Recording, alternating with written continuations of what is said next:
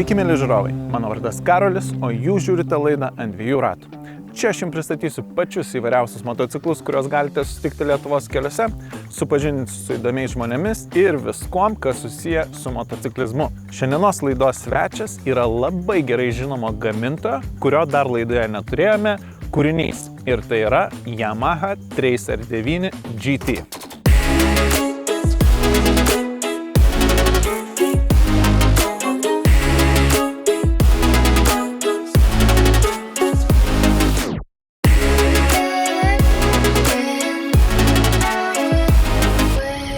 Ta dalis apie tai, kad Yamaha mūsų laidoje yra pirmą kartą, galbūt ne iki galo yra tiesa.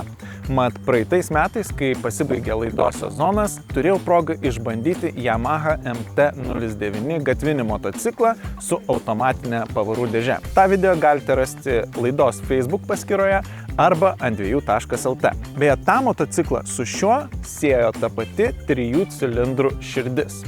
Na, o jeigu kalbant apie šitą motociklą, Yamaha Tracer 9 GT visada pristatydavo kaip sportišką kelioninį motociklą, kuris tinka ir ilgesnėm išvykom, ir aštresniam, sportiškesniam važiavimui. Na, o šiais metais Tracer 9 GT kupinas elektronikos. Tai ir beraktė sistema, kuri leidžia motociklą ne tik užvesti be rakto, bet ir nuimti bei atidaryti šiuos krepšius, kurie yra standartinėje įrangoje.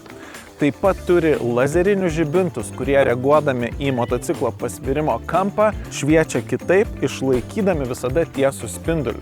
Be to, motociklas turi pusiau aktyvią važiuoklę, kuri ne tik reaguoja jūsų pasirinkimus, bet ir seka kelio nelygumus ir prisitaiko prie jų. Bendrai paėmus, tikrai labai įdomus motociklas ir bus labai įdomu sužinoti, kaip jisai veikia iš tikrųjų. Bet prieš tai, kaip visada, reikia paklausyti, kaip šis motociklas skamba.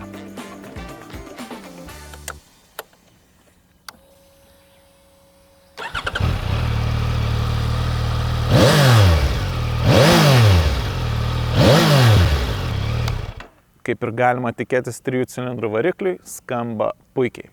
O dabar važiuojam. Taigi, Yamaha Tracer 9 GT. Motociklas turi tiek technologijų, kad apie viską pakalbėti per šį ganėtinai trumpą laiką gali būti sunku. Na, bet pabandykime. Ir žinoma, kaip visada, pradėkime nuo variklio. Tai yra 890 kubinių centimetrų variklis, išvystantis netgi 119 arklio galių. Ir jeigu tai nėra variklis, kuris labai daug turėtų traukos ir galios prie žemų sūkių, ko šitam varikliui neprikiši, tai to, kaip aš vadinu, spyrio prie aukštų apsukų. Matot, variklis savo didžiausią sukimo momentą išvysta prie 7000 apsisukimų per minutę, na, o didžiausią galią prie 10 000. Tai ko, bet smagumo šiam varikliui netrūksta. Kas mane nustebino, tai kad yra šiek tiek vibracijų, ko aš nesitikėjau iš 3 cilindrų variklio. Labiausiai jos jaučiasi arba akceleruojant, arba atleidus akceleratorių, kai variklis stabdo, bet jaučiasi ir palaikant pastovų greitį. Tiesa, neypatingai stipriai. Čia pat galima pašnekėti ir apie greičių dėžės darbą, kuris yra labai geras. Tiek iš mechaninės pusės, kur bėgių perjungimai jaučiasi malonus ir tikslus, taip pat laisvą bėgį visada labai paprasta surasti, tiek iš elektronikos, nes šis motociklas, žinoma, turi quick shifter sistemą. Ir turiu pasakyti, kad jinai yra viena geriausių iš visų laidoje bandytų motociklų. Na, gal tik tai BMW yra šiek tiek dar geresnė, bet tikrai labai nedaug. Kur priekaištų turiu šiame greičių dėžės ir variklio kombo, tai ties ta vieta, kur jie susijungia, tai yra ties sankaba.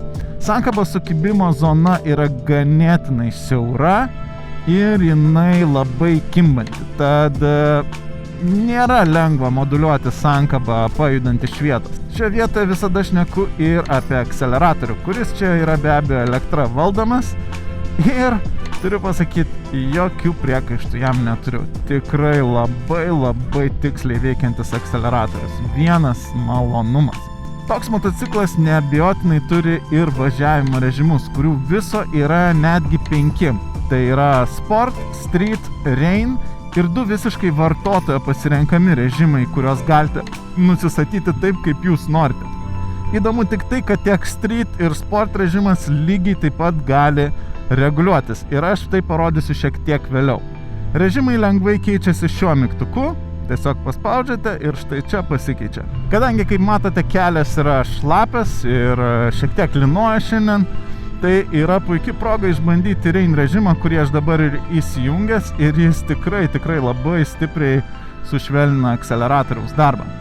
Štai dabar įsukam į mūsų posūkių kelią ir aš tikrai negalėsiu būti labai agresyvus čianai, nes vis tik tai yra slidoka. Tikrai pajaučiau, kaip slystelėjo galas ne vieną kartą, bet galiu pasakyti, kad motociklą bandžiau geresnėmis sąlygomis ir jis tikrai labai gerai jaučiasi posūkių kelyje. Fantastiškas. Tam padeda ir jau minėta pusiau aktyvi, kaip Yamaha vadina, važiuoklė. Tai reiškia, jinai prisitaiko tiek prie jūsų važiavimo stiliaus, tiek prie kelio dangos ir žinoma režimo, kurį esate pasirinkę. Įdomu tai, kad jau mano bandytas MT-09 man jautėsi šiek tiek nepakankamai gerai amortizuojantis, sugeriantis motociklo judėjimą. Tai šiame tikrai neturiu jokių priekaištų. Kam dar neturiu priekaištų, tai stabdžiai. Jie čia tikrai neblogi, nors nebus tokie, kurie nurautų galvą dėl savo puikios stabdymo jėgos. Štai sustau, kad galėčiau parodyti šiek tiek, kaip reguliuojasi režimai. Tai pirmas dalykas, turime įeiti greitą meniu, o čia yra jau platesnis meniu, į kurį irgi įeiname. Ir štai čia turime įvairių nustatymų. Kaip matote, yra 5 režimai ir visus juos galite nusistatyti dar papildomai. Tai reiškia galios kreivė, tai yra koks akceleratorius jautrus, prasisukimo kontrolės, slydimo kontrolės, priekinio rato kilimo kontrolės lygiai. Žodžiu, tikrai daug nustatymų ir galų gale pakabos darbas.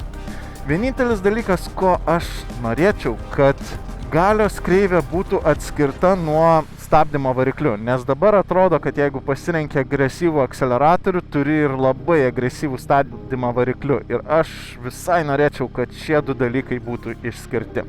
Na, o čia kaip visada mes kalbame apie vairuotojo komfortą.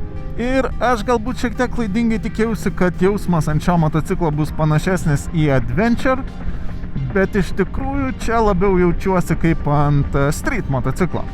Sėdynė yra patogi, plati, tačiau jinai stumia mane arčiau bako ir lyg tai skatina šiek tiek pasilenkti į priekį. Bet tai tikrai nėra varginanti pozicija. Juk ir street pozicija iš esmės yra ganėtinai neutrali, palyginus su sportiniu motociklu. Kol važiuojame paskui šį sunkvežimį, galime pašnekėti apie ekranėlį, kuris galbūt nėra pats ryškiausias, kokį man teko matyti, bet tikrai niekur nebūna problema įžiūrėti informaciją pateikiamą. Be to, informacija pateikiama labai aiškiai ir yra galimybė pasirinkti ne vieną vaizdą.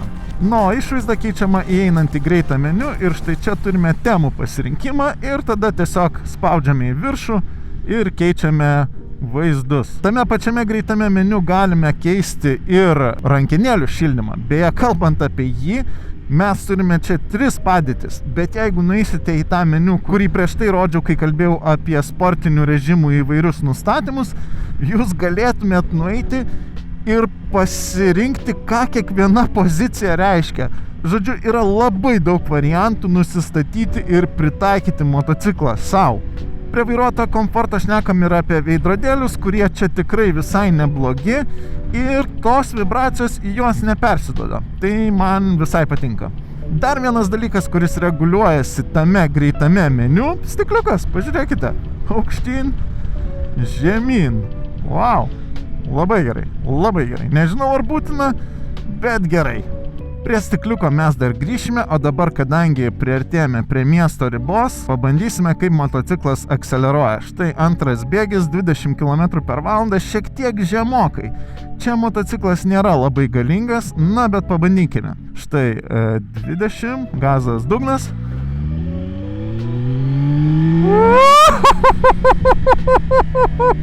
Wow! Ir toje vietoje ties kažkur 6-7 tūkstančiais man pradėjo prasisukinėti galinis ratas. Ta prasme, šis motociklas turi tiek galios. Jum tikrai niekada nepabos su juo važinėti ir tą galę džiaugtis. Kadangi dabar važiuojame greičiau, galime pakalbėti ir apie jo elgesį būtent tokiose situacijose. Ir pirmiausia, reikia pašnekėti apie šį stikliuką, kuris yra fantastiškas. Tikrai labai gerai numuša srautą nuo manęs. Jeigu aš būčiau per va tiek žemesnis, tai visiškai negaučiau jokio srauto į šalmą. Dabar praeina per viršų, bet tikrai labai nedaug. Žodžiu, fantastiškas stikliukas. Taip pat čia yra ir greičio palaikymo sistema, kuri veikia labai gerai. Ir štai pasiekėme mūsų bandomą maršruto žvyrkelio dalį. Ir turiu pasakyti, kad šitas motociklas yra turbūt geriausiai šiame žvyrkelyje besijaučiantis motociklas su 17 colio priekiniu ratu ir ganėtinai sportiška padanga. Labai stabiliai motociklas jaučiasi, tikrai. Beje, dar vienas svarbus dalykas, štai važiuoju 6 bėgių 92 km/h, variklis yra vos daugiau nei 3,5 tūkstančio apsisukimų per minutę ir turiu pasakyti, kad čia tų vibracijų praktiškai nejaučiu. Šiek tiek yra, bet tikrai nevargina. Beje, dar reiktų pakalbėti ir apie valdymo įrangą, kuri čia yra išties labai kokybiška ir veikia super intuityviai. Viskas lengvai prieinama, pasiekiama, suprantama, nekyla per daug klausimų. Dar vienas dalykas, už ką norėčiau pagirti Yamaha, tai yra, kad šis motociklas vienas iš nedaugelio, kuris sportinėme režime su agresyviausiu akceleratoriaus jautrumu man vis dar yra puikiai naudojamas ir komfortiškas. Kągi, mano bandomasis važiavimas artėja prie pabaigos. Ir turiu pasakyti, kad gaila. Tai yra vienas iš tų motociklų, su kuriuo norisi važiuoti. Tiesiog variklio charakteristikos, kurios kelia šypseną. Technologijos, kurios nemaišo, bet tik padeda važiuoti. Puikia apsauga nuo vėjo. Ir žinoma, variklio garsas. Bendrai paėmus tikrai smagus motociklas.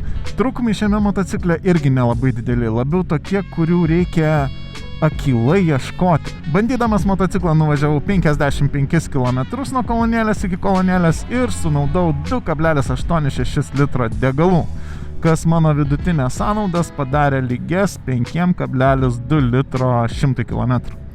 Taip rodo ir borto kompiuteris, tai ganėtinai tiksliai. Nuo dabar rubrika verta žinoti, o po to apibendrinsi motociklo apžvalgą. Tracer 9 GT yra išties įspūdingas motociklas ir net jeigu radau jame kažkiek nedidelių trūkumų, jie man jo mėgautis netrukdė. Tiesa, manęs net pleidžia jausmas, kad tai vis tik tai labiau street motociklas su padidinta apsauga nuo vėjo ir labai gera apsauga.